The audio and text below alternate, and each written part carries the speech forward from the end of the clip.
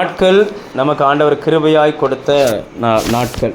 நாம் சுத்திகரிப்பின் நாட்களுக்குள்ளே இருக்கிறோம். புது வருஷம் வரப்போகுது. இந்த பழைய வருஷத்தில் நம்ம எப்படி வந்திருக்கிறோம், எப்படி வாழ்ந்திருக்கிறோன்றத நினைவு கூர்ந்து நாம் அவருக்கு திரும்புகிறோம். அல்லேலூயா. அதாவது ஒரு மனுஷனுடைய துவக்கத்தை பார்க்கிலும் அந்த மனுஷனுடைய முடிவு நல்லது. வசனம் சொல்கிறது, பிறந்த வீட்டுக்கு போகிறத விட துக்க வீட்டுக்கு போகிறது, அதாவது மரண வீட்டுக்கு போகிறது நல்லது. அதில் எல்லாருடைய முடிவும் விளங்கும். அவன் எப்படி வாழ்ந்திருக்கிறான், எப்படி இருந்திருக்கிறான்றது அங்கே போகும்போது தான் தெரியும். உலகத்தை பொறுத்த வரைக்கும் முடிவு என்பது ஒரு முடிவு. தேவனை பொறுத்த வரைக்கும் முடிவு இன்னொன்றின் ஆரம்பம். அல்லேலூயா. ஒன்றை முடிக்கிறத, ஒன்றை புதிதாய் ஆண்டவர் ஆரம்பிக்கிறவர். இந்த வருஷம் நமக்கு முடியுது அப்படின்னு நம்ம நினைக்கிறோம். ஆனால் நமக்காக இன்னொரு வருஷத்தை ஆண்டவர் என்ன செய்கிறாரு, புதிதாய் நமக்கு தருகிறார். நம்ம ஆண்டுகள், தேவனுடைய ஆண்டுகள் பூமியில் முடிந்து போவதே இல்லை. அல்லேலூயா.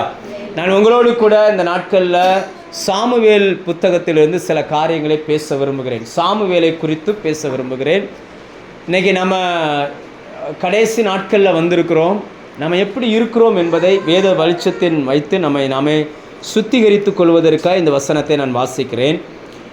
1 சாமுவேல் 7ஆம் அதிகாரம் 15, 16, 17 இந்த வசனத்தை நாம் வாசிப்போம். 1 சாமுவேல் 7ஆம் அதிகாரம் 15, 16, 17. சாமுவேல் உயிரோடு இருந்த நாளெல்லாம் இஸ்ரவேலை நியாயம் விசாரித்தான். அவன் வருஷா வருஷம் புறப்பட்டு பெத்தேலையும் கில்காலையும் மிஸ்பாவையும் சுற்றி போய் அவ்விடங்களில் எல்லாம் இஸ்ரவேலை நியாயம் விசாரித்த பின்பு அவன் ராமாவுக்கு திரும்பி வருவான். அவனுடைய வீடு அங்கே இருந்தது. அவன் இஸ்ரவேலை நியாயம் விசாரித்து அந்த இடத்தில் கர்த்தருக்கு ஒரு பலிபீடத்தை கட்டினான். நான் சாமுவேலை குறித்து உங்களோடு சில காரியங்களை பேச விரும்புகிறேன். செய்திகள் நமக்கு புதுசு இல்லை, இல்லையா? இன்றைக்கி தேவை ஒரு பிரசங்கம் அல்ல, தேவை ஒரு கீழ்ப்படிதல். பண்ணின எல்லா பிரசங்கத்துக்கும் நம்ம கீழ்ப்படிஞ்சிருக்கோம் அப்படின்னா நம்ம வாழ்க்கையே மாறி இருக்கும். தேவை என்ன அப்படின்னாச்சுன்னா, இன்றைக்கி ஒரு கீழ்ப்படிதல் உள்ள ஒரு இருதயம் தான் நமக்கு தேவை. சாமுவேலை குறித்து வேதம் சொல்லுகிறது, இப்படி சொல்லுகிறது. சாமுவேல் வருஷாதோறும் ஒரு 3 இடங்களுக்கு போவாராம். அதுக்கப்புறம் அவர் வீட்டுக்கு வந்துடுவாராம். அப்போ மொத்தம் அவர் எந்த இடங்களிலெல்லாம் இருந்திருக்கிறாருன்னா மொத்தம் 4 இடத்துல இருந்திருக்கிறார். வருஷந்தோறும் புறப்பட்டு போனான். எங்கிருந்து புறப்பட்டு போனானோ அதே இடத்துக்கு திரும்பி வருகிறான். ராமாவிலிருந்து புறப்பட்டு பெத்தேலுக்கு போகிறான். பெத்தேலிருந்து கில்காலுக்கு போகிறான். கில்காலிலிருந்து மிஸ்பாவுக்கு போகிறான். மிஸ்பாவிலிருந்து மறுபடியும் ராமாவுக்கு வருகிறான். ராமா அப்படின்னா உயரமான அப்படின்னு அர்த்தம். உயரமான அப்படின்ற அர்த்தம். உயரமான ஒரு இடம் அல்லது உயரமான ஒரு பிளேஸ் அப்படின்ற இடம். இன்னைக்கு அநேக கிறிஸ்தவர்கள் ஆவிக்குரிய வாழ்க்கை உயரமான ஸ்தானத்தில் ஆரம்பித்தாங்க. முடிக்கும்போது எப்படி முடிப்பாங்க அப்படின்னு பார்த்தீங்கன்னு சொன்னால், பவுல் கலாத்திய சபைக்கு எழுதுகிறார், ஆவியிலே ஆரம்பம் பண்ணின நீங்கள் மாம்சத்திலே முடிக்க போகிறீர்களா அப்படின்றார். ஆரம்பிக்கும் போது உன்னதமான அனுபவத்தில் ஆரம்பிப்பாங்க. இன்றைக்கி புது வருஷம் அப்படி வச்சுக்கூடாது. புது வருஷத்தில் ஆரம்பிக்கும் போது நல்ல ஆவியில் நிரம்பி கர்த்தருக்குள்ளே ஆரம்பிக்கிறவங்க முடிக்கும் பொழுது எப்படி முடிக்கிறாங்க? இங்கே பார்க்க ஒரு மனுஷனுடைய முடிவை பாருங்கள். ஆரம்பமும் ராமாவில், அவனுடைய முடிவும் ராமாவில். ஆரம்பமும் உன்னதமான இடத்துல ஆரம்பிக்கிறான், முடிவும் எங்கே தான் இருக்குது? நம்ம வாசிக்கிறோம், எபேசியர் 2:7 சொல்லுகிறது, உன்னதங்களில் நம்மை கர்த்தர் உட்கார வச்சாராம். ஆவிக்குரிய சகல ஆசீர்வாதத்தினாலும் நம்ம ஆசீர்வதித்து உன்னதங்களில் நம்மை கொண்டு போய் வைத்திருக்கிறார். தேவன் நமக்கு தருகிற அனுபவங்கள் உன்னதமான அனுபவங்கள். தேவன் நமக்கு தந்திருக்கிற ஆவியானவர் உன்னதமான ஆவியானவர். இதை உலகத்தால் பெற்றுக்கொள்ளவே முடியாது. எவ்வளோ பணம் கொடுத்தாலும் ஒரு மனுஷனுக்கு பரிசுத்தாவின் அபிஷேகத்தை வாங்க முடியாது. அல்லேலூயா. நீங்கள் வாங்க முடியுமா? ஒரு மனுஷனால் வாங்க முடியுமா? வாங்கவே முடியாது. அப்போஸ்தலர் 8ஆம் அதிகாரத்தில் நம்ம பார்க்குறோம், பலத்த அற்புதங்கள் பிலிப்பை கொண்டு நடைபெறுகிறது. யோவானும் பேதுருவும் வருகிறார்கள். வந்து பார்த்தா யாருமே பரிசுத்தாவை பெற்றுக்கொள்ளவில்லை. அது அவர்களுக்கு பரிசுத்தாவிக்காக கையை வச்சு ஜெபம் பண்ண உடனே அந்த மாயவித்தக்காரன் நிறைய பணத்தை கொண்டு வந்து பேதுருட்ட கொடுக்குறான். இந்த பணத்தை நீங்கள் வச்சுக்கோ, எனக்கு பரிசுத்தாவியின் நிறைவு, நான் யார் மேலே கையை வைக்கணும் அவங்களாம் பரிசுத்தாவை பெறணும், அதை கொடுங்க அப்படின்னு கேட்குறான்.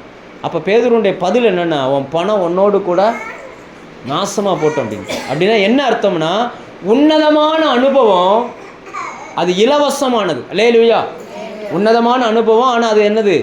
இலவசமானது. இலவசமானது என்பதற்காக அது மலிவானது அல்ல. நான் சொல்ல போகிறதா நிறைய இடங்களில் நான் சொல்லுவேன், ஊழியக்காரன் இலவசம், ஊழியக்காரனுக்கு பணம் கிடையாது, கூப்பிட்டா இலவசமாக வருவான். ஆனால் இலவசன்றதுக்காக அவன் மலிவானவன் அல்ல. நமக்கு பொதுவாகவே இலவசமாக ஒரு பொருள் கிடச்சிச்சின்னா அதனுடைய வேல்யூ நமக்கு தெரியாது இல்லையா? இலவசமாக கிடைக்கிதுன்னா அதுக்குடைய மதிப்பு என்ன செய்யாது, தெரியாது. ஆனால் ரட்சிப்பு இலவசம், பரிசுத்த ஆவியானவர் இலவசம். இவைகளுக்கு நீங்கள் செலவு பண்ண தேவையில்லை. பாவம் செய்வதற்கு செலவு பண்ணணும். சினிமா பார்க்கணுன்னா செலவு பண்ணணும், அப்படி தானே? ஊர் சுத்தம்னா செலவு பண்ணணும், விபச்சாரம் பண்ணணுன்னா செலவு பண்ணணும், பாவம் செய்வதற்கு செலவு பண்ணணும். பரிசுத்தம் இலவசம். ஆண்டவர் பரிசுத்தத்துக்கு நீங்கள் விலை கொடுக்க வேண்டியதில்லை, தேவன் இலவசமாக உங்களுக்கு தருகிறார். இங்கே சாமுவேலை நம்ம பார்க்கிறோம், ஆரம்பம் எப்படியோ முடிவும் அப்படியே. இன்னைக்கு ஆரம்பம், நம்முடைய ஆரம்பம் எப்படி இருந்துச்சு, இன்னைக்கு நம்ம எப்படி இருக்கிறோம், இந்த வருஷத்தின் ஆரம்பம் எப்படி இருந்துச்சு. நம்ம சாமுவேலை குறித்து இன்னும் ஒரு சில காரியங்களை ஆரம்பத்துலேருந்து பார்ப்போம். 1 சாமுவேல் 1ஆம் அதிகாரம் எடுத்திங்கன்னா அதில் அந்த பையனை கொண்டு வந்து நிப்பாட்டும் பொழுது அவங்க அம்மா ஒரு வார்த்தை சொல்லுகிறாங்க. 28ஆம் வசனம், 1 சாமுவேல் 1:28 அதை வாசிங்க. அவங்க அம்மா ஒரு காரணம் சொல்கிறாங்க, கர்த்தர்க்கென்று கேட்கப்பட்டபடியினால் அவன் உயிரோடு இருக்கும் சகல நாளும் அவனை கர்த்தருக்கே உங்க பாருங்க, கர்த்தருக்கென்று கேட்கப்பட்டவன். முதலாவது சாமுவேல் யாருன்னா தேவனுக்கென்று கேட்கப்பட்டவன். இன்னைக்கு நீங்களும் நானும் கர்த்தருக்கென்று கேட்கப்பட்டவர்கள். லேலூயா. சபைகள் ஆரம்பிக்கப்பட்ட புதுசில் ஆத்மா கிடையாது. இப்போ நம்ம சபையெல்லாம் ஆரம்பித்த புதுசில் ஆத்மாவே கிடையாது. அப்போ அந்த என்ன நினச்சாங்கன்னா, வர்றவங்கெல்லாம் ஜோம் பண்ணாங்க, ஆண்டவரே ஆத்மாவை தாரும், ஆத்மாவை தாரும், ஜனங்களை தாரும் கேட்டாங்க. அவங்க கேட்ட அந்த ஜெபம், அந்த கண்ணீர்னால தான் இன்றைக்கி ஆத்துமாக்கள் வந்திருக்குது. இப்படி சொன்னால் இன்றைக்கி நீங்களாம் ரட்சிக்கப்பட்டிருக்கிறீங்கன்னா உங்களுக்காக யாரோ முகம் தெரியாத பரிசுத்தவான் ஜெபம் பண்ணார், கண்ணீர் வடித்தார். அதனுடைய விளைவாய் ஆண்டவர் உங்களை இன்னைக்கு விசுவாசியாய் நிப்பாட்டி இருக்கிறார். இதை ஒத்துக்கிறீங்களா? நான் சொல்ல புரியுதா? உண்மை தானே? ஒருவேளை உங்களுக்காய் ஜெபித்த நபர்களை நீங்கள் பார்க்காம கூட போயிருக்கலாம். ஆனால் கர்த்தருக்கென்று நீங்கள் கொடுக்கப்பட்டவர்கள், தேவனுக்காய் வாழும்படி தேவனே உங்களை என்ன செஞ்சிருக்கிறாரு, ரட்சிக்கப்படுகிறவர்களை கர்த்தர் அனுதினமும் சபைக்கு கொண்டு வந்தார். ரட்சிக்கப்பட்டோம் அப்படின்னாச்சுன்னா உங்களை கொண்டு வந்தது யாருன்னா கர்த்தர் கொண்டு வந்தார். எதற்காக கொண்டு வந்தார்னா, யாரோ ஒருத்தவங்க நமக்காக என்ன பண்ணாங்க, ஜோம் பண்ணாங்க. ஆண்டவரே ஆத்துமாவை தாரும், ஆத்துமாக்கள் ரட்சிக்கப்படட்டும், ஆத்துமாவை தாரும். எங்கிருந்தோ யாரோ ஜோம் பண்ணாங்க. அதன் விளைவாய் நீங்களும் நான் என்ன செய்யப்பட்டிருக்கிறோம், கர்த்தருக்காய் வந்திருக்கிறோம். அப்படி கர்த்தருக்காய் வந்த நாம எப்படி இருக்கணும்னா, உயிரோடு இருக்கும் சகல நாளும் கர்த்தருக்குரியவர்கள். உயிரோடு இருக்கும். ஆனால் சில நாட்கள் பார்த்தீங்கன்னா நம்ம உயிரோடு இருக்கிற நாளெல்லாம் கர்த்தருக்குரியவர்கள். நாம் என்னென்னா நம்ம கர்த்தருக்கு சொந்தமானவர்கள். சில நேரங்களில் நாம் கர்த்தருக்கும் சொந்தமாயிருந்தோம், உலகத்துக்கும் சொந்தமாயிருந்தோம். சொல்ல புரியுதா? உயிரோடு இருக்கிற நாளெல்லாம் நம்ம கர்த்தருக்கு தான் சொந்தம். ஏன்னா நம்ம ஆண்டவருக்கு என்ன பண்ணியிருக்கிறோம், ஒப்பு கொடுத்துருக்கிறோம். வாழ்ந்தாலும் உம்மோடு தான். ஏன்னா உடன்படிக்கை பண்ணியிருக்கிறோம். ஞானஸ்தானம் பிதா குமாரன் பரிசுத்த ஆவிய நாமத்தில் தண்ணீரில் மூழ்கி ஞானஸ்தானம் எடுக்கும் பொழுது என்னுடைய பழைய மனுஷன் கிறிஸ்துவோடு கூட அடக்கம் பண்ணப்பட்டது என்றும், புதிய மனுஷன் கிறிஸ்து உயிர் தெழுந்தது போல நானும் ஆவியில் உயிர்ப்பிக்கப்பட்டிருக்கிறேன் என்றும் தேவனோடு உடன்படிக்கை பண்ணியிருக்கிறோம். இனி உயிரோடு எழும்பியிருக்கிற அந்த மனுஷன் வாழ்நாள் முழுக்க கர்த்தருக்கு சொந்தமானவன். லேலுயா. இனி பழைய மனுஷன் பழைய ஸ்வாபத்துக்கு நம்ம போகக்கூடாது. ஆனால் யோசிச்சு பாருங்க, ஆரம்பம் என்னவோ ஆவியில் தான் ஆரம்பித்தோம். இயேசுவை ஏற்றுக்கொண்ட புதுசில் வந்தோம், ஆவியில் ஆரம்பித்தோம். இன்னைக்கு நாம் எப்படி இருக்கிறோம், இன்னைக்கு நம்மளுடைய ஓட்டம் எப்படி இருக்குது? சிலர்லாம் வருஷத்துக்கு ஒரு முறை வருவாங்க. சாமுவேலுடைய அப்பாவை பார்த்தீங்கன்னா நமக்கு தெரியும் இல்லையா, அந்த சாமுவேல் புத்தகம் நமக்கு தெரியும். அவர் அந்த ராமாவிலிருந்து புறப்பட்டு 3ஆம் வசனம் வாசிங்க. 3ஆம் வசனம் 1 சாமுவேல் 1:3. அந்த மனுஷன் சீலோவிலே சேனைகளின் கர்த்தரை பணிந்து கொள்ளவும்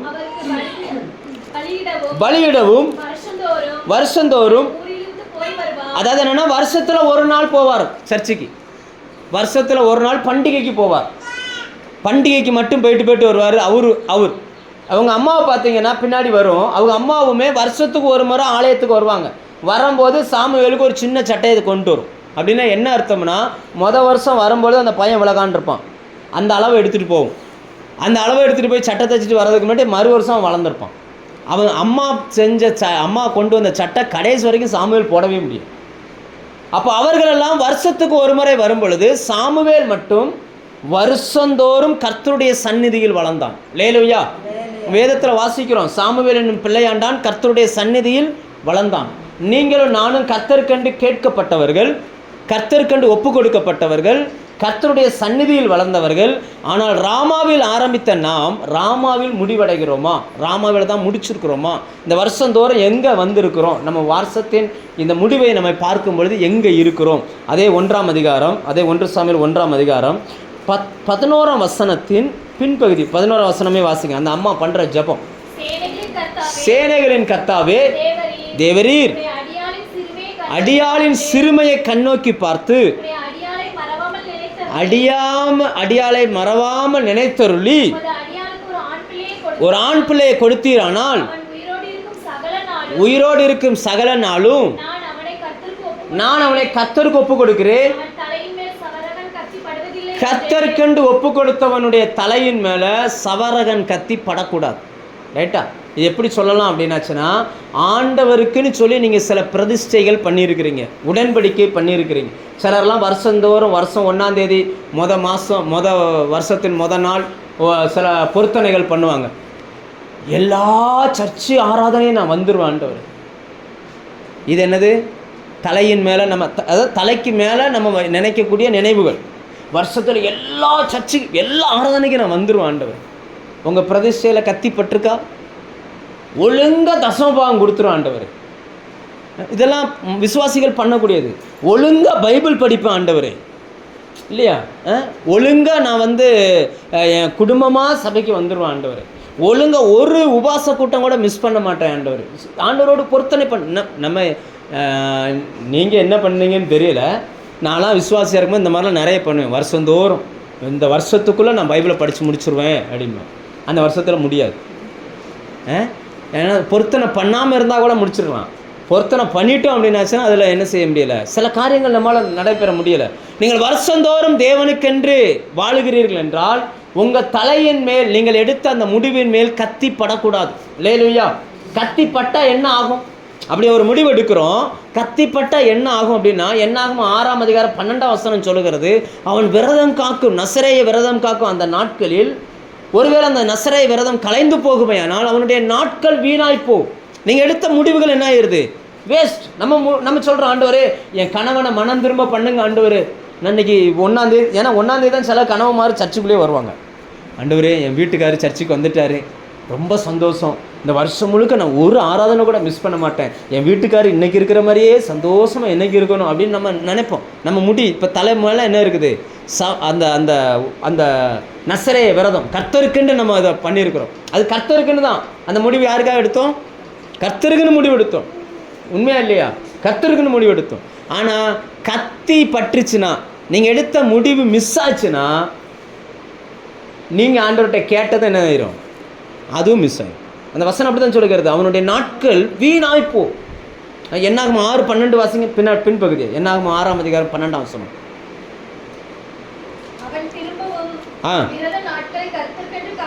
காத்து ஒரு வருஷத்து ஆட்டுக்குட்டியை, அதாவது அந்த மாதிரி ஏதாவது மிஸ் ஆயிருச்சுன்னா ஒரு ஆட்டுக்குட்டியை சர்ச்சைக்கு கொடுக்கணுமா? இங்கே பாருங்க பொண்ணக்கா, இந்த வருஷத்துக்குள்ளே பைபிள் படிப்பேன்னு முடிவு எடுத்துட்டு பைபிள் படிக்காமல் விட்டிங்கன்னா ஒரு ஆட்டுக்குட்டியை கொண்டு வந்து சர்ச்சைக்கு கொடுத்துடணுமா? நான் சொல்லலை, பைபிளில் ஆண்டவர் எழுதி வச்சிருக்காரு. வாசிங்க. நான் ஒரு உதாரணத்துக்கு சொல்கிறேன். உடனே அந்த அக்கா அப்படி செஞ்சாங்கன்னு அர்த்தம் இல்லை. அவனுடைய நசரேய விரதம் தீட்டுப்பட்டதினால், நம்ம ஏதாவது ஒன்று செஞ்சோம், ஏதாவது ஒரு தப்பு பண்ணிட்டோம் அப்படின்னா அது தீட்டுப்பட்டுருச்சு, அந்த விரதத்தை விட்டு நம்ம மீறிட்டோன்னு அர்த்தம். அப்படி தீட்டுப்பட்டுச்சுன்னா அந்த நாட்கள் வேஸ்ட். இந்த வருஷம் முழுக்க என்னவாயிருதான்? யோசிச்சு பாருங்க, எத்தனை உங்களுடைய தலையின் மேல் நீங்கள் எடுத்த தீர்மானத்தில் எத்தனை கத்தி இந்த வருஷம் பட்டிருக்கு? இந்த வருஷம் என்னென்ன முடிவுகள்லாம் எடுத்தீங்க? 1ஆம் தேதி எத்தனை முடிவுகள் மேலே கத்தி பட்டிருக்கு? யோசிச்சு பாருங்கள். அப்போ எவ்வளோ முடிவுகள் நம்மை விட்டு வீணாக போயிருக்குது. கர்த்தர் நமக்குன்னு வைத்திருந்த அந்த ஆசீர்வாதங்கள். ஏன்னா நம்ம நினைக்கிறோம் தேவன் நமக்கு சில காரியங்கள் செய்கிறதுக்கு இதெல்லாம் பண்ணணுமா அப்படின்னு நம்ம நினைக்கிறோம். ஆனால் தேவன், ஆண்டவருடைய சுபாவம் என்னென்னா, நீங்கள் நடந்து வந்தால் அவர் ஓடி வந்து உங்களை கட்டி பிடிக்கிறார். இவைகளெல்லாம் நம்ம நன்மைக்கு தான் நம்ம எடுக்கிறோம். உண்மைதானா? நீங்கள் பைபிள் படிப்பதனால யாருக்கு நன்மை சொல்லுங்கள்? யாருக்கு? அவருக்கு நன்மையா உங்களுக்கு நன்மையா? நீங்கள் ஒழுங்காக ஆலயத்துக்கு வருவது உங்களுக்கு நன்மையா அவருக்கு நன்மையா? நம்ம உபாசம் இருப்பது நமக்கு நன்மையா ஆண்டவருக்கு நன்மையா? அப்போ நம்ம நன்மைக்குன்னு நம்ம ஒன்றை எடுத்து சரி இந்த வருஷமாவது இதை செஞ்சிருவோன்னு முடிவெடுக்கும் பொழுது தேவன் அதற்கான ஆசீர்வாதத்தை கொடுக்க ரெடி ஆகிறார். நம்ம அதை விட்டு பின்வாங்கும் பொழுது என்ன ஆகிறதுனா, ஆண்டவரே சொல்கிறார், புனிதனுக்கு புனிதன், மாறுபாடு உள்ளவனுக்கு மாறுபடுகிறவராகவே அவரும் தோன்றுகிறார். இந்த வருஷத்தில் நீங்கள் யோசிச்சு பாருங்கள், எத்தனை காரியங்கள் நாம் எடுத்த தீர்மானத்தில் கத்திப்பட்டிருக்குது, எத்தனை காரியங்கள் நம்ம மிஸ் பண்ணியிருக்கிறோம். ஏன்னா கர்த்தருக்குன்னு கொடுக்கப்பட்ட அந்த சாமுவேல், அவன் தலையின் மேலே இருந்த அந்த நசரேய விரதம், அவர் முடி வெட்ட மாட்டார், அந்த நசரேய விரதம் முடி வெட்டாத வரைக்கும் பலன். சிம்சோன் ஒரு நசரேயன் வசனம் சொல்லுகிறது. சிம்சோனுடைய பலன் எதில் இருந்துன்னா முடியில் இருந்துச்சு. அந்த முடி வெட்டப்படாத வரைக்கும் அவனை சத்துருக்களால் தொடவே முடியாது. என்னைக்கு முடி வெட்டப்பட்டதோ அன்னைக்கு சத்துரு என்ன பண்ணிட்டான், பிடித்தான், அவனுடைய கண்ணை நோண்டினான், அவனை மாவரைக்க வச்சு அநேகருக்கு வேடிக்கை பொருளாக மாற்றிட்டான்.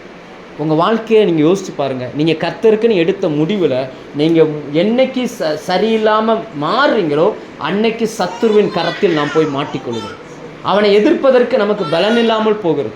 யோசிச்சு பாருங்கள், 1000 பேரை ஒரு கழுதையின் தாடை எலும்பை வச்சு கொண்டாடுறான். 1000 பேரை.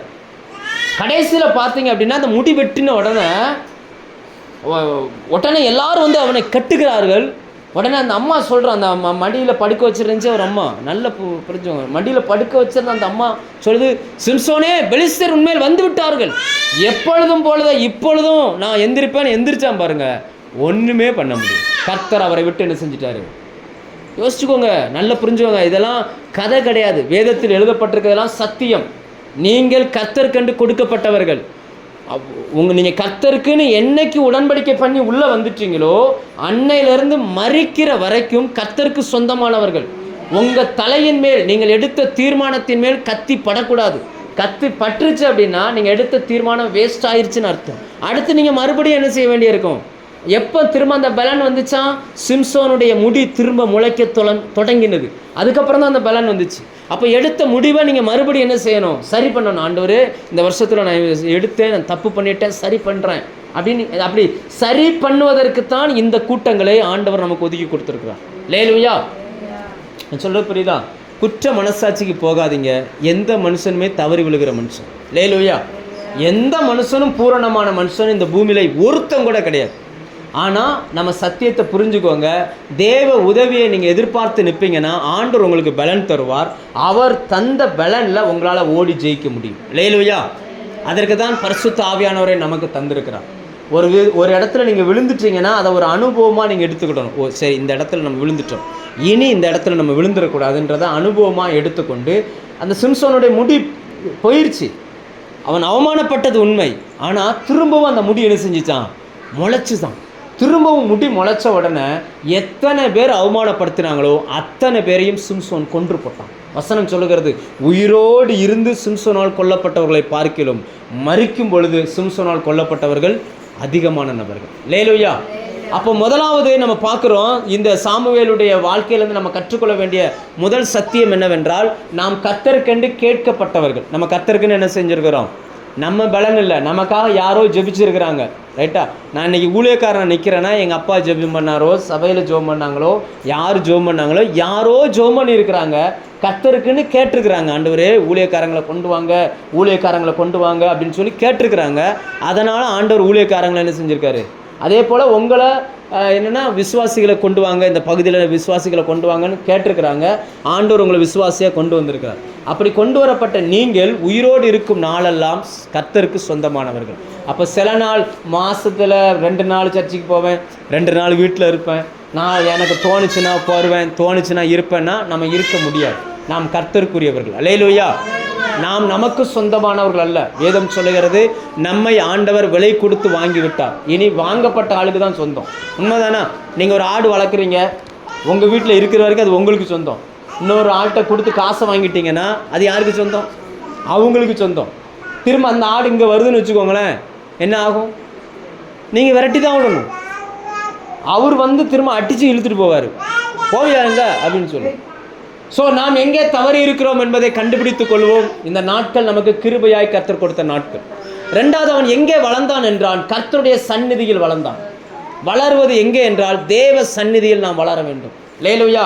சாமுவேல் என்னும் பிள்ளையாண்டான் கர்த்தருடைய சந்நிதியில். அந்த வசனம் எங்கே இருக்குது? 11ஆம் வசனம் வாசிங்க. 1 சாமுவேல் 2ஆம் அதிகாரம் 11ஆம் வசனம். 11ஆம் வசனம். பின்பு எல்கானா ராமாவில் இருக்கிற தன் வீட்டுக்கு போனான். அந்த பிள்ளையோ ஏலிக்கு முன்பாக. இப்போ அப்பா வீட்டுக்கு போயிட்டாரு, பிள்ளை எங்கே நிற்குது? நீங்கள் கர்த்தருக்குன்னு கேட்கப்பட்டபடினா முதல்ல வேறு பிரிக்கப்பட்ட அந்த வாழ்க்கைக்கு வந்துடணும். அப்பா எல்கானா யார்? சாமுவேலுடைய அப்பா. எல்கானா போயிட்டார் வீட்டுக்கு. ஆனால் சாமுவேல் என்ன செய்யலையா? கர்த்தருடைய சந்நிதியில் ஆசாரியனுக்கு முன்பதாக பணிவிடை செய்து கொண்டிருந்தான். லேலுயா. இன்னைக்கு அதை வசனம் என்ன சொல்லுதுன்னா, நீங்கள் ரட்சிக்கப்பட்டு இயேசு கிறிஸ்துவின் இடத்துல வந்துட்டீங்க அப்படின்னா பழைய உறவுகளெல்லாம் என்ன செஞ்சிடணும்? விட்டுட்டு கிறிஸ்துவுக்கு முக்கியத்துவம் கொடுக்க பழகிக்கொள்ளணும். லேலுயா. அப்போ அவங்க கூட சேரக்கூடாதுன்னு அர்த்தம் இல்லை, சேரலாம், ஆனால் ஐக்கியம் வைக்கக்கூடாது. சேருவது என்பது வேறு, ஐக்கியம் வைப்பது என்பது வேறு. நீங்கள் எங்கே வளரணும் அப்படின்னா கர்த்தருடைய சந்நிதியில் என்ன செய்யணும்? வளரணும். அது வசனம் சொல்கிறது, ஆசாரியனுக்கு முன்பதாக பணிவிடை செய்து கொண்டிருந்தான். இதுவரைக்கும் அப்பா சொன்ன கேட்ட மனுஷன் இப்போ யார் சொல்கிறத கேட்குறான்? ஊழியக்காரன் சொல்கிறத என்ன செய்கிறாரு? கேட்குறான். லேலுயா. அப்போ எதன் அடிப்படையில் நம்ம வளர வேண்டும் என்றால் கர்த்தர் உங்களுக்குன்னு கொடுத்த ஊழியக்காரர் அடிப்படையில் நம்ம என்ன செய்யணும்? நீங்கள் எரேமியா 3ஆம் அதிகாரம் 18ஆம் வசனம் வாசிங்க. எரேமியா 3:18. அதில் ஆண்டவர் தருகிற அந்த மேய்ப்பனை குறித்து, விசுவாசிகளுக்கு தருகிற மேய்ப்பனை குறித்து ஒரு வசனம் வருது.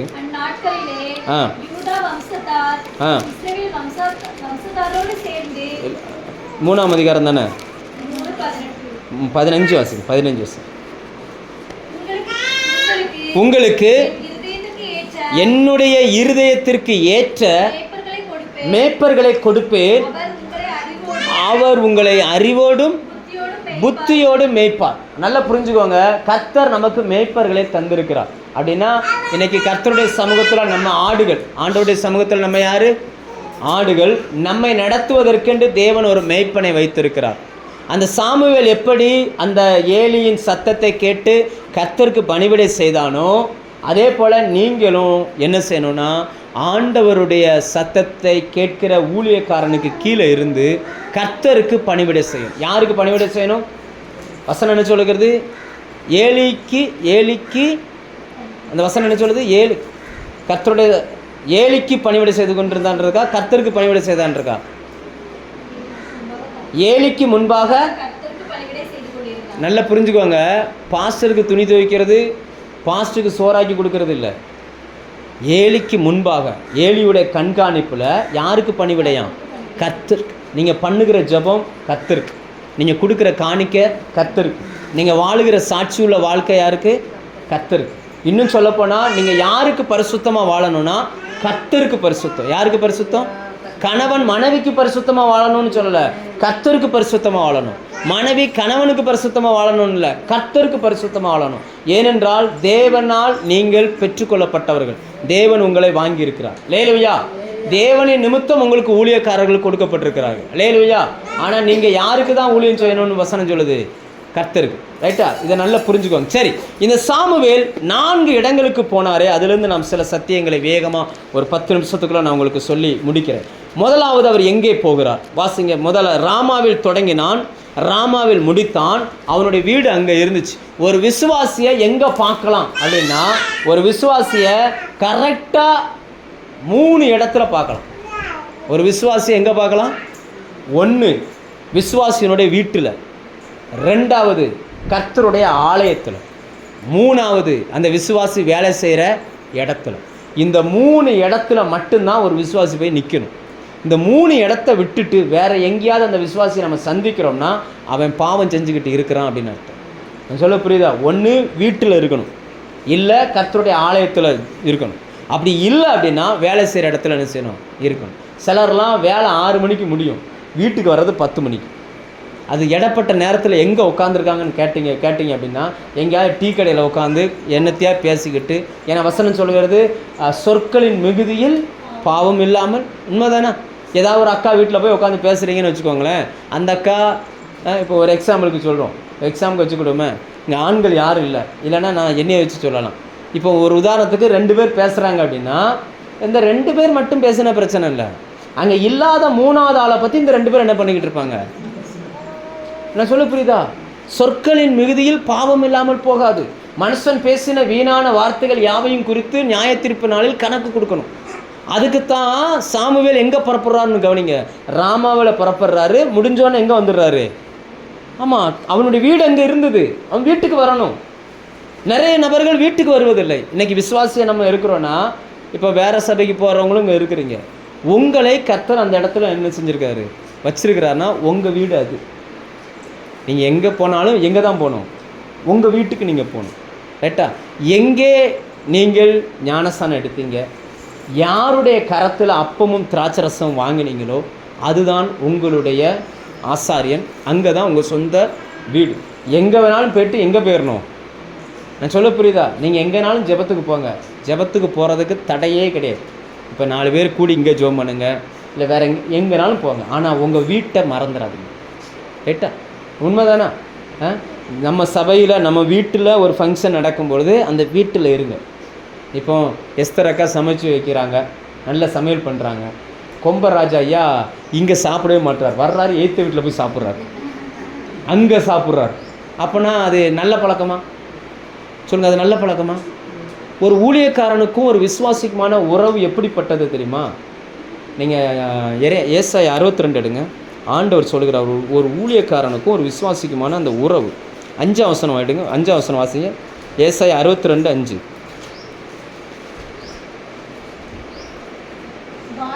வாலிபன் கன்னிகை விவாகம் பண்ணுவது போல உன் மக்கள், அதாவது என்னன்னா, ஒரு கணவன் ஒரு மனைவிக்கு இருக்கிற உறவை போல ஒரு ஊழியக்காரனுக்கும் விசுவாசிக்குமான உறவு.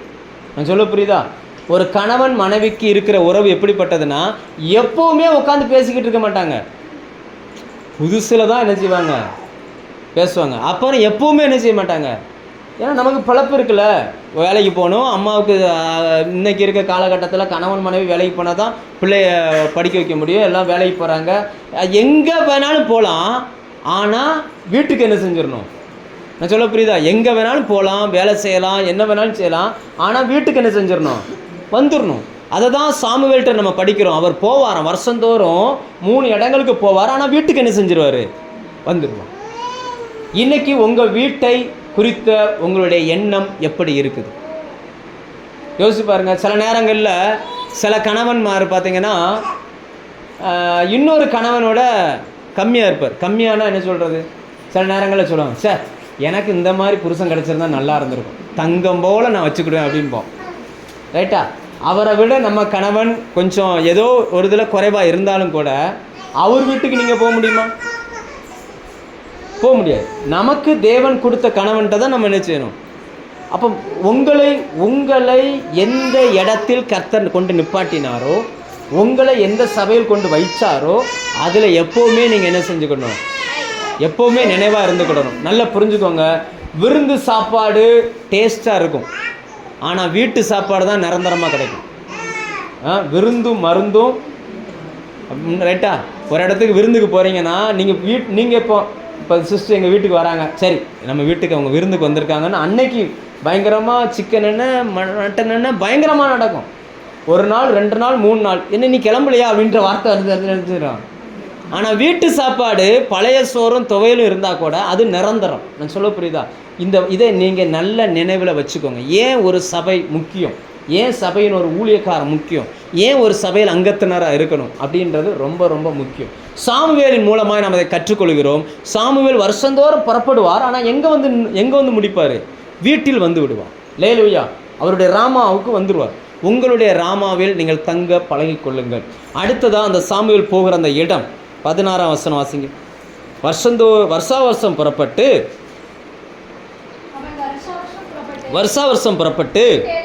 பெத்தேலையும், போதும், முதலாவது இடம் பெத்தேல். முதலாவது இடம் என்னது? பெத்தேல். பெத்தேல்னா என்னன்னா தேவனுடைய வீடு, தேவன் தன்னை வெளிப்படுத்தின இடம்.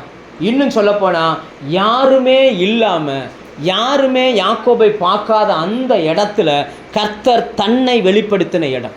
லேலுயா, ஆண்டவர் சொன்னார், நீ படுத்திருக்கிற இந்த பூமியை உனக்கு நான் தருவேன் அப்படின்னு சொன்னார். யோசிச்சு பாருங்க, தேவனுடைய வெளிப்பாடுகள் இருக்கக்கூடிய இடம். கர்த்தருடைய வெளிப்பாடு உங்களுக்கு எந்த இடத்துல இருக்குது? கர்த்தருடைய வெளிப்பாடுகள் இருக்கிற இடத்துக்கு நீங்கள் போகிறீங்களா? உங்கள் வாழ்க்கையில் எத்தனை தடவை ஆண்டவருடைய வெளிப்பாடு கிடச்சிருக்குது? எத்தனை தடவை தரிசனம் கிடச்சிருக்குது? எத்தனை முறை ஆண்டவர் உங்களோடு இந்த வருஷத்தில் பேசியிருக்கிறார்? தனித்து இருந்த அந்த காலகட்டங்களில் கர்த்தர் பேசின அந்த இடத்துக்கு பேர் பெத்தேல். நீங்கள் பெத்தேலுக்கு போகாமல் பரலோகத்துக்கு போக முடியாது. நீங்கள் 2 ராஜாக்கள் 2ஆம் அதிகாரம் எடுத்தீங்கன்னா, எலியா பரலோகத்துக்கு போகிற அந்த பயணத்தில் ஆண்டவர் அவரை எங்கே போக சொன்னார்னா, பெத்தேலுக்கு போ அப்படின்னா 3 இடத்துக்கு போகிறாரு. அதில் ஒரு இடம் என்னது? பெத்தேல். பெத்தேலுக்கு போகாமல் பரலோகத்துக்கு என்ன செய்ய முடியாது. இன்றைக்கி நிறைய உபதேசங்கள் எப்படிப்பட்டதாக இருக்குது அப்படின்னா, சர்ச்சுக்கு போக வேண்டாம், வீட்டில் உட்காருங்க, இதை பாருங்க. எதை பார்க்கணுமா? இது ஒரு தீர்க்க தரிசனம் நான் சொல்கிறது. நீங்கள் தானியேல் 11ஆம் அதிகாரம் எடுங்க. கடைசி காலத்தில் சொல்லப்பட்டிருக்கிற ஒரு தீர்க்க தரிசனம். தானியேல் 11ஆம் அதிகாரம் எடுங்க. அந்த 11ஆம் அதிகாரத்தில் கடைசி நாட்களில் என்ன சம்பவிக்கும்னு சொல்லி தானியேலுக்கு ஆண்டவர் வெளிப்படுத்தும் பொழுது இன்னைக்கு இருக்கிற டிவி சொல்லுவார். 11ஆம் அதிகாரம் எடுங்க. 11ஆம் அதிகாரத்தில் 31, 32, 33 இந்த வசனத்தை வாசிங்க பார்ப்போம். ஆனாலும் அவனிடத்திலிருந்து புறப்பட்ட சேனைகள் எழும்பி அரணான பரிசுத்த ஸ்தலத்தை பரிசுத்த குலைச்சலாக்கி அன்றாட பலியை, அன்றாட பலின்னு என்னது? அந்த நாட்களில் எருசலேம் தேவாலயத்தில் காலையிலையும் பலி செலுத்துவாங்க, சாயங்காலமும் என்ன செய்வாங்களாம்? பலி செலுத்துவாங்க. அப்போ தேவாலயத்தில் இன்னைக்கு தேவாலயம்னாலே ஜெபம் பண்ணுகிற இடம். பவுல் சொல்கிறார் ரோமர் 12:1 உங்கள் சரீரங்களை தேவனுக்கு உகந்த ஜீவ பலியாய் ஒப்பு கொடுங்கள், அதுவே நீங்கள் செய்யத்தக்க புத்தியுள்ள ஆராதனை. அது எங்கே ஒப்பு கொடுக்கணுமா? பலிபீடத்தில், தேவாலயத்தில். உங்களுக்குன்னு ஒரு தேவாலயம் இருக்குது, உங்கள் சரீரம் அங்கே போய் நிற்கணும், அங்கே நீங்கள் ஜோம் பண்ணணும். அதுக்கு பேர் அன்றாடக பலி. அதுக்கு பேர் என்னவா? டெய்லி செலுத்துகிற பலி. ஆனால் இன்றைக்கி இங்கே வந்துடுது. நம்ம சிலர் சொல்கிறாங்க, பாஸ்டர் நான் டிவியில் மோகன் சேனன் பேசுகிறத பார்த்துக்கிட்டு இருந்தேன். இப்போ அன்றாட பலி என்ன ஆயிடுச்சு? பலி செலுத்த வேண்டியது தேவாலயத்தில். உங்களுக்கு தெரியுமா, பழைய ஏற்பாட்டில் ஒரே ஒரு ஆலயம்தான் உலகம் முழுக்க இருந்துச்சு. பலி செலுத்தன்னா அங்கே தான் போகணும். மற்ற இடங்கள் ஜப ஆலயம். ஜபம் பண்ணுறதுக்கு ஒரு இடத்துல என்ன செய்யலாம்? இப்போ வீட்டு கூட்டங்கள் போல் கூடி நம்ம ஜபிக்கலாம். ஆனால் பலி செலுத்தன்னா எங்கே தான் போகணும்? தேவாலயத்துக்கு தான் போகணும். அப்போ கடைசி நாட்களில் நடக்கிற அடையாளங்களை தானியேலுக்கு வெளிப்படுத்தும் போது ஆண்டவர் சொல்கிறார், கடைசி நாட்களில் அன்றாட பலி நிறுத்தப்படும். அவன் நீக்குவான், பாழாக்குற அருவருப்பை கொண்டு வருவான். இது பாழாக்குற அருவருப்பு. இதை நம்ம நல்லதுக்கும் பயன்படுத்துகிறோம். நம்ம சபையில் கூட டிவி வாங்கி வச்சுருக்கோம் பாட்டு போடுறதுக்கு. ஆனால் நீங்கள் ஜெபம் நடக்கிற அந்த நேரத்தில் இங்கே உட்காந்து இந்த ஜெபத்தை பார்த்துக்கிட்டு இருக்கீங்கன்னா அன்றாடக பலி உங்களை விட்டு என்ன செய்யுது? நீக்கப்படுகிறது. நான் சொல்ல புரியுதா? அதனால் நமக்கு டிவியில் வரக்கூடிய ஊழியக்காரங்கள்லாம் எதிரி கிடையாது. அவங்களால நம்ம கனம் பண்ணுறோம். இயேசுவை அறியாதவர்களுக்கு இது தேவை. இயேசுவை அறியாமல் இருப்பாங்களா, அவங்களுக்கு இது தேவை. சபைக்கு போக முடியாமல் படுத்த படுக்கையாக இருப்பாங்களா, அவங்களுக்கு இது தேவை. ஆனால் உங்களுக்கு எனக்கும் நல்ல கை கால்களை கர்த்தர் தந்திருக்கிறார். சபையில் ஜெபம் நடக்குது, நீங்கள் ஜெபத்தில் போய் தான் என்ன செய்யணும்? சபையில் போய் தான் என்ன செய்யணும்? இல்லை ஒருவேளை அங்கே பிரசங்கம் பண்ணுறத விட இவர் நல்ல பிரசங்கம் பண்ணலாம். ஏன் புருஷனை விட அவர் நல்லா இருக்காருன்னு வேற ஆள் கூட என்ன போகிற மாதிரி ஆயிரும். இதுக்கு நல்லா புரிஞ்சுக்கோங்க. ரொம்ப கவனமாக என்ன செஞ்சுக்கோங்க, இருந்து கொள்ளுங்க. ஏன்னா சபைகள் இன்னைக்கு சுத்திகரிக்கப்பட வேண்டியது அவசியம். அதுக்கு கீழே எழுதுகிறாரு, அறிவாளிகள், ஜனத்தின் அறிவாளிகள் அதை உணர்த்துவார்கள். அதாவது இந்த வெளிப்பாடு பட்டவங்க சொல்லி தருவாங்க. கீழ்ப்படிஞ்சா நல்லது, கீழ்ப்படியலைன்னா ஒன்றும் பண்ண முடியும். லேலுயா, நான் சொல்ல புரியுதா? தேவன் ஏன் இந்த கடைசி காலங்களில் டிவி மூலம், வாட்ஸ்அப் மூலம், ரேடியோ மூலம் இந்த வசதி வாய்ப்புகளை திறந்தார் என்றால், இயேசுவை அறியாத அநேகருக்கு இது தேவை. இப்போ நிறைய கல்ஃப் கண்ட்ரியில் வேலை செய்கிற நிறைய சகோதரிமார் நம்ம சபையில் கொடுக்கக்கூடிய செய்திகளை கேட்குறாங்க, கேட்டு மனம் திரும்புகிறாங்க. அக்கம் பக்கத்தில் இருக்கிற சபைகளில் போய் ஞானஸ்தானம் எடுத்து அந்த ஆராதனைக்கு போகிறார்கள். நான் சொல்ல புரியுதா? ஆனால் அவர்களை மனம் திரும்ப பண்ணுவதற்கு காரணமாக இருந்தது எதுனா நம்ம சபையில் கொடுத்த செய்தி. இவங்க அதுக்கப்புறம் நம்ம இதை கண்டினியூவாக பார்க்கணுன்னு என்ன செய்ய வேண்டியதில்லை, அவசியம் இல்லை. அவங்க சபையில் கொடுக்குறது. ஆனால் நிறைய பேர் பார்க்குறாங்க என்னென்னா அங்கே ஞாயிற்றுக்கிழமை மட்டும்தான் ஆராதனை, மற்ற நேரம் என்ன செய்யாது. ஆனால் நம்ம சபையில் டெய்லி மெசேஜ் அனுப்புகிறோம்ல, இதை பார்க்குறாங்க. ஞாயிற்றுக்கிழமை ஆராதனைனா அந்த சபைக்கு அவங்க போயிருந்தாங்க, அங்கே போய் உட்காந்து என்ன பண்ணுறாங்க. ஸோ இதில் ரொம்ப கவனமாக நம்ம யாரும் இந்த மாதிரி செய்யலை. ஆனால் சில நேரங்களில் வருமுன் காப்போன்ற மாதிரி தடுப்பூசி போட வேண்டியது இருக்குது இல்லையா? என்ன ஆமாவா இல்லையா? கவர்மெண்ட்டில் பிள்ளை 3 மாதத்தில் ஒரு ஊசி போடுறாங்க, 9 மாதம். ஏன் ஊசி போடுறாங்கன்னு நினைக்கிறீங்க? மஞ்சகமலை வருமுன் காக்கணும், ரைட்டா? உங்களை பரலோகத்துக்கு கூட்டிகிட்டு போனோன்னா இதெல்லாம் நம்ம செய்ய வேண்டியிருக்கு. பவுல் 2 கொரிந்தியர் 11ஆம் அதிகாரத்தில் எழுதுகிறார், உங்களை கற்புள்ள கன்னிகையாக கிறிஸ்து என்னும் ஒருவருக்கு ஒப்பு கொடுக்க நான் தேவ வைராக்கியம் கொண்டிருக்கிறேன் அப்படின்றார். கிறிஸ்துவுக்காக உங்களை ஒப்பு கொடுக்கணும்னு வச்சுருக்கிறோம். நீ பிசாசு உங்களை ஏமாத்துனது போல் என்ன செஞ்சிடாதீங்க. பிசாசு ஏவாள்கிட்ட போய் சொல்லுது இந்த பழம் நல்லதுன்னு. உங்களுக்கு என்ன தேவையோ அதை கர்த்தர் உங்கள் சபையில் உங்களுக்கு தருவார். அல்லேலூயா. என் சரீரத்துக்கு என்ன தேவையோ அதை சமைப்பதற்கான ஞானத்தை என் மனைவிக்கு கர்த்தர் கொடுப்பார். அதை மட்டும்தான் நான் சாப்பிட்டு வாழ முடியுமே தவிர, அது வாழ்ந்தால் தான் எனக்கு ஆரோக்கியம். இல்லை எல்லா வீட்லேயும் நல்லா சமைக்கிறாங்க, சரி ராசப்பானே கருவாட்டு குழம்பு சாப்பிட்றதுக்காகவே திருவனந்தபுரத்துலேருந்து வர்றாரு, நமக்கு கொஞ்சம் தரமாட்டுறாங்களேன்னு அங்கே போய்கிட்டே இருந்தோம்னா நிலவரம் வேறு மாதிரி ஆயிரும். ரைட், நான் சொல்ல புரியுதா? ஸோ அப்படி இருக்கக்கூடாது. பெத்தேல் கர்த்தர் உங்களுக்கு தந்த வெளிப்பாடு. உங்களுக்கு கர்த்தர் இந்த வருஷத்தில் எத்தனை வெளிப்பாடுகளை கொடுத்தார்? எத்தனை முறை நீங்கள் தேவனை தனியாய் சந்தித்தீர்கள்? பெத்தேல்னா யாக்கோபு தேவனை தனியாய் சந்தித்த இடம். எத்தனை முறை ஆண்டவரை தனித்து நீங்கள் சந்தித்தீர்கள்?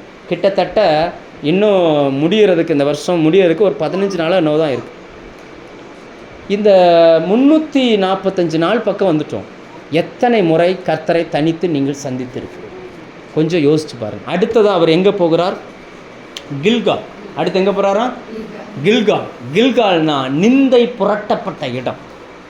இஸ்ரவேல் ஜனங்களுக்கு அடிமைகள் என்கிற அந்த இடம் மாறி அவர்கள் தேவனுடைய பிள்ளைகள் என்கிற அந்த இடத்துக்கு வந்த இடம், அவங்களுடைய பெயர் மாற்றப்பட்ட இடம். யோசுவா 5ஆம் அதிகாரத்தில் வரும். இது நிந்தை புரட்டப்பட்ட இடம். அந்த இடத்துல வச்சு மறுபடியும் அவர்களுக்கு விருத்த சேதனம் பண்ணி அவர்களுக்கு விருத்த சேதனம் பண்ணினாராம். இனி அவர்களுடைய அடிமைத்தனம் புரட்டப்பட்ட இடம். அதில் கர்த்தருடைய நிந்தையை புரட்டினபடினால் அந்த இடத்துக்கு கில்கால்னு பேர் வச்சார் அப்படின்னு இருக்கும். யோசுவா 5ஆம் அதிகாரத்தில் எந்த இடத்துல இது வருது? கில்கால். அவர்களுக்கு 9ஆம் வசனம் வாசிங்க. யோசுவா 5:9. கர்த்தர் யோசுவாவை நோக்கி, இன்று எகிப்தின் நிந்தையை உங்கள் மேல் இராதபடிக்கு புரட்டி போட்டேன் என்றார். ஆகையால் அந்த ஸ்தலம் கில்கால் எனப்படும். லேலுயா. அந்த இடத்துல தான் மன்னா நின்றுச்சு, கதிர்களை சாப்பிட ஆரம்பித்தார்கள். அடிமைத்தனம் மாறி ஆசீர்வதிக்கப்பட்டார்கள். லேலுயா. உங்களுடைய அடிமைத்தனங்கள் புரட்டப்பட்டு இருக்கிறதா? எகிப்திலே தொடர்ந்து வந்த அடிமைத்தனங்கள் புரட்டப்பட்டிருக்குதா? தேசத்தின் கதிர்கள் அவர்கள் சாப்பிட்டார்கள். இனி நீங்கள் அடிமைகள் அல்ல. அவர்களை ஆண்டவர் சுதந்திரமான இடங்களுக்கு கர்த்தர் கொண்டு வந்தார். லேலுயா. உங்களுடைய கில்கால், உங்களுடைய நிந்தைகள், இந்த வருஷத்தில் எத்தனை நிந்தைகளை கர்த்தர் புரட்டி போட்டிருக்கிறார். லேலுயா. கடன்காரன், கோபக்காரன், முன்கோவி, எரிச்சல் படுறவங்க, இதெல்லாம் நிந்தை, இதெல்லாம் அடிமைத்தனம். இவைகள் புரட்டப்பட்டிருக்குதா? கடைசியாக அவர் போன இன்னொரு இடம் பேர் மிஸ்பா. அந்த இடத்துக்கு பேர் என்னது? ஆமாம், இஸ்லாமியர்கள் பேர் வைப்பாங்க மிஸ்பா உல்ஹாக் அப்படின்னு சொல்லி. மிஸ்பானா தேவ சமூகம். மிஸ்பானா என்னது? தேவ சமூகம். இன்னொரு அர்த்தம் காவல் கோபுரம். இன்னொரு அர்த்தம் வான ஆராய்ச்சி. ஆராய்ச்சி பண்ணின இடம். எத்தனை முறை இந்த வசனத்தை நீங்கள் ஆராய்ச்சி பண்ணினீர்கள்? லேலூயா. கர்த்தருடைய வேதத்தில் தேடி வாசியுங்கள் அப்படின்னு சொல்லுது. கர்த்தருடைய வேதத்தில் என்ன செய்யணுமா? தேடி வாசிக்கணும். தாவீது சொல்லுகிறார், கர்த்தருடைய ஆலயத்தில் ஆராய்ச்சி செய்யவும் அப்படின்றார். எத்தனை முறை நாம் ஆண்டவருடைய ஆலயத்தில் ஆராய்ச்சி செய்யும்படியாய் வந்திருக்கிறோம்? எத்தனை முறை கர்த்தருடைய வார்த்தைகளை நாம் ஆராய்ச்சி செய்கிறோம்? வானத்தின் ஆராய்ச்சி. வானத்தில் என்ன இருக்குன்னு சொல்லி ஆராய்ச்சி பண்ணாங்களாம். அந்த இடத்துக்கு பேர் மிஸ்பா, தேவ சமூகம். கர்த்தருடைய யுத்தங்கள் நடக்கிறதுக்கு முன்னாடி அங்கே இருந்து தான் ஆலோசனைகளை பெற்றுக்கொள்வார்கள். யோசிச்சு பாருங்கள். இதெல்லாம் முடிச்சுட்டு மறுபடியும் அவர் ராமாவுக்கு வந்துடுவார். லேலூயா. ஒரு விசுவாசியினுடைய வாழ்க்கையில் இந்த நாளும் இருக்கணும். உயரமான உன்னதமான அனுபவங்கள் இருக்கணும். தேவனை தனித்து சந்திக்கிற அனுபவங்கள் இருக்கணும். அவனுடைய நிந்தைகள் புரட்டப்பட்டு இருக்கணும். அவனுடைய ஆராய்ச்சி வேதத்தை குறித்தும் தன்னுடைய ரட்சிப்பை குறித்தும் கர்த்தருடைய ஆலயத்தை குறித்தும் அந்த மனுஷன் ஆராய்ச்சி பண்ணினவனாக இருக்கணும்.